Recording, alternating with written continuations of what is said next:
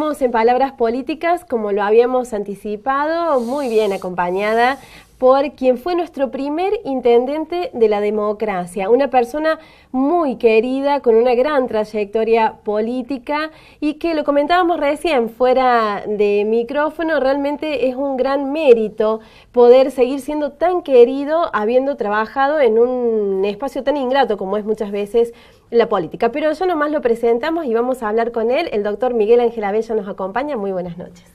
Bueno, muy buenas noches y agradecido de la invitación. Gracias.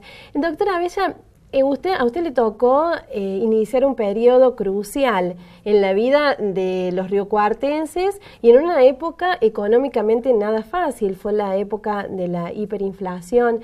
Pero, ¿cómo recuerda ese momento, ese primer contacto con el sillón más importante de la ciudad de Río Cuarto?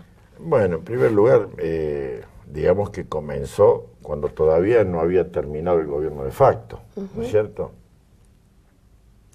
En donde se me elige en el partido como candidato a intendente, de modo que había que empezar toda la campaña electoral. Y bueno, esta fue la primera parte. Ya veníamos juntándonos con dirigentes de partidos políticos, con dirigentes sindicales, de otro tipo de organizaciones, para ir trabajando por el retorno del Estado de Derecho, ¿no?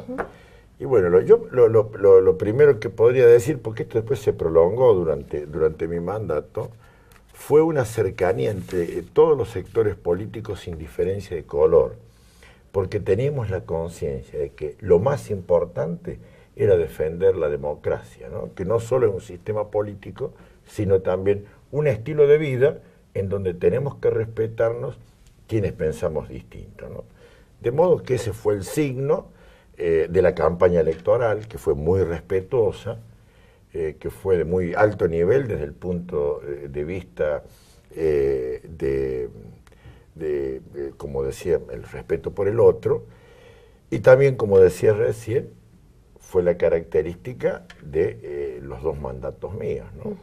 Miguel, en esa época que decíamos complicada económicamente, porque fue, bueno, no sé qué época no es complicada en Argentina desde el punto de vista económico, pero en esa época usted recuperó los niveles de recaudación y se planteó una obra que después fue muy importante para todos nosotros, que una obra de los 3 gasoductos troncales que están en nuestra ciudad. Esto mediante un plan que se llamó Vecino a Empresa. Sí, bueno. ¿Cómo fue esto? Sí, por eso empecé recién de la forma en que lo hice, ¿no? Para decir que hubo mancomunión entre todos los sectores políticos, ¿no? La oposición, yo digo que fue digna del mejor elogio. Nos consultábamos todas las cosas, ¿no? Éramos de distintos partidos, pero teníamos que pensar que había que solidificar la democracia, y con las organizaciones no gubernamentales también, ¿no? Digamos, las organizaciones trabajadoras, las organizaciones empresariales. Y bueno, entonces hubo una transición, que por una parte fue política, en el sentido de que había que adaptar la sociedad a las instituciones de la democracia. Veníamos de un facto, y había que adaptarlas al Estado de Derecho. Esto por una parte. Por la otra, había que pasar de una transición, había que hacer una transición difícil, porque durante el proceso, como en todos los procesos de desconstitucionalización, el centralismo fue muy grande, de modo que todos los municipios, no solo el de Río Cuarto, todos, no por culpa de los intendentes, sino del sistema político, habían quedado desfinanciados. Bien, entonces había que volver a darle un marco de financiamiento al régimen municipal, y esto fue lo que permitió que hiciéramos una serie de obras, ¿no? Como, bueno, los desagües pluviales de la primera etapa, estos gasoductos y la red domiciliaria de gas. Y aquí viene por qué empecé como empecé recién, sí. Porque aquí, digamos, la oposición tuvo un criterio de apoyo a las cosas que eran positivas, inclusive a veces reformábamos los proyectos a tenor de lo que la oposición nos decía, o los sectores de trabajadores, o los sectores empresarios. Y bueno, así pudieron terminarse la primera etapa de los desagües pluviales, ¿no es cierto? Que recuerdo que iba por la calle Mendoza, Rioja, etcétera, etcétera. Porque una característica suya era que recorría prácticamente todos los días las obras todos los días. Verificar que se hagan. Claro, luego los gasoductos urbanos, digamos que ya estaba el gasoducto troncal de aproximación a la ciudad, hubo que hacer los que iban a los distintos puntos de la ciudad, y se empezó la red domiciliaria. La primera etapa la hicimos con la entonces jefa del Estado, que estaba en poder del Estado Nacional. Le hicimos una parte, se encargaban, nosotros de otra. Y luego vino, lo que usted decía, el sistema vecino. Vecino-empresa, ¿no? Que fue un sistema, yo digo, muy democrático, porque se volcó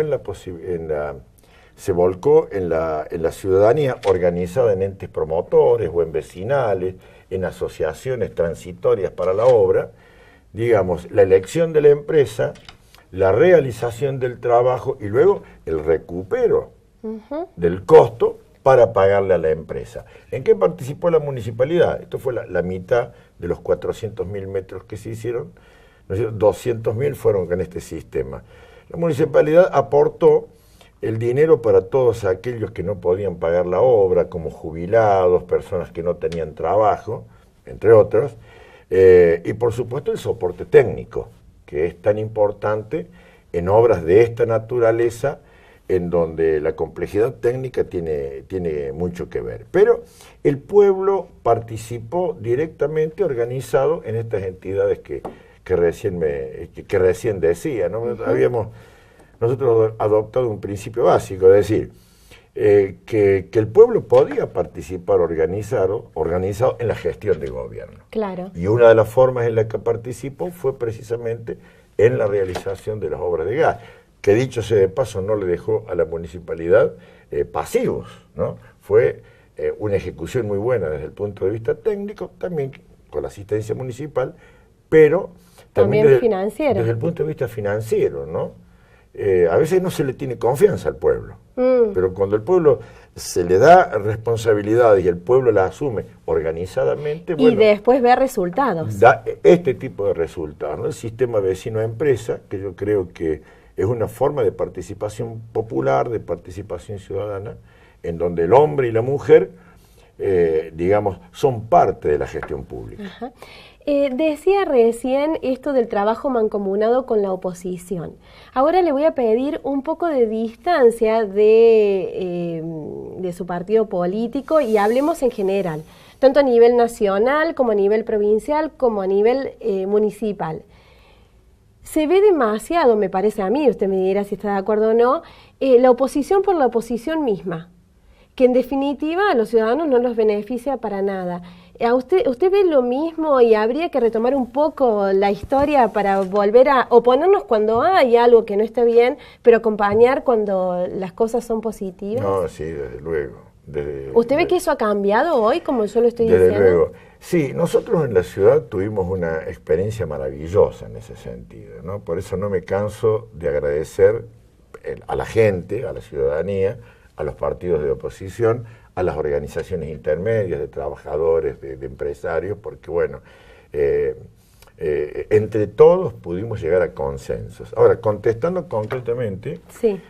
La pregunta, yo creo que, bueno, coincidiendo un poco con lo que creo que usted piensa, es fundamental que la oposición dé una alternativa positiva, es decir, me opongo pero propongo esto, y que el oficialismo diga, lo recepto y puedo transformar aquello que es transformable, ¿no? ¿Eso pasa ahora? Es una avenida de ida y vuelta, me parece que no pasa, lamentablemente.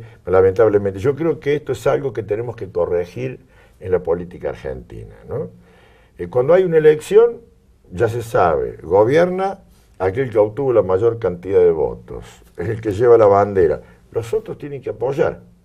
Y cuando no pueden hacerlo porque no hay consensos, hay que buscar los acuerdos, ¿no? Yo creo que en este momento se vive tanto desde el oficialismo cuanto de la oposición digamos, posiciones que no favorecen el entendimiento mutuo. Bueno, pero esto es corregible.